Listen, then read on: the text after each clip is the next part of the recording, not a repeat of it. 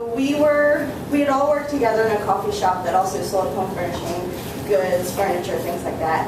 And we closed down, and the owner came to us and asked us if we wanted to open another shop. But this time he wanted it to be co-owned. He wanted us all to feel a sense of ownership because we had all worked as such a good team. And pretty much everyone who worked in the cafe there when it closed decided to go ahead and go for it. We had all really loved working at Blue House, and as we all got new jobs or searched for new jobs, we realized how hard it is to find a space in Baltimore or anywhere else really that you can make food, serve coffee, and perform customer service in a comfortable environment where you actually enjoy being there. So we spent about, about a year and a half getting to the point where we opened the shop. We opened September 2010, so it's been just about a year and a half. And it's kind of, I guess it's kind of like a relationship in that way. It's kind of like a shotgun wedding, really. Because you have a lot of responsibility coming up and you really want to be there, but the closer it gets to fruition you realize how terrified you really are. And one of the things that was hardest for us was picking a name. And we originally came up with Black Aggies after the Baltimore haunted tradition. And we were going to have a location in Hamden. And the location was perfect for it. It was an old firehouse, and it just had this haunted quality about it. And we lost that space. It was like a little miscarriage. And we decided we really couldn't name another space the same name.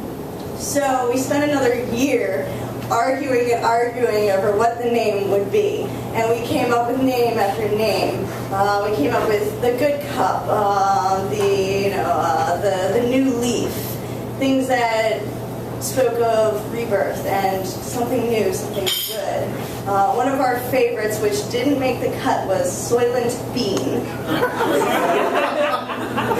So you could have been coming to Soylent Bean all these months and wondering what was in your coffee.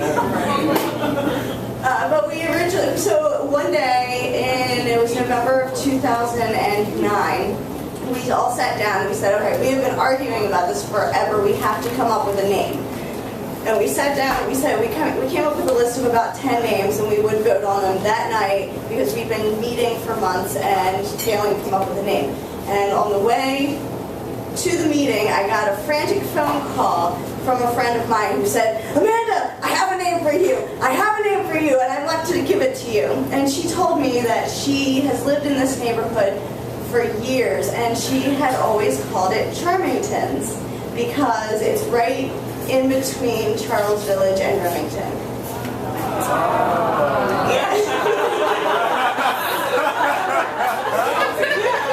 I know what everything to that.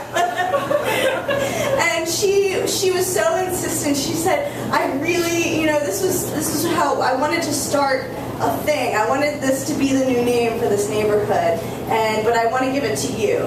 And I said, okay, well, I don't know. I mean, we're really like to the nail about this whole name thing, but I will suggest it. And I got to the meeting, and we're all just frustrated over coming up with names and not working out. If any of you have kids, I'm sure you have been through that before. And I came to the meeting, and I put the name in the hat, and everyone looked at me and said, oh, wow. Everyone was either enthralled with it or just so happy that it was something that they hadn't been thinking about for 6 months. And in the end, we unanimously agreed to call it Charmington's.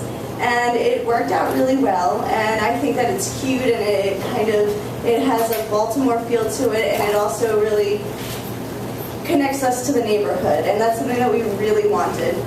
We really envisioned a space where people could meet and have events and just come in for coffee and, to have a place that's not a bar, a place that is open a little bit later and people can just do whatever they want, play games or anything.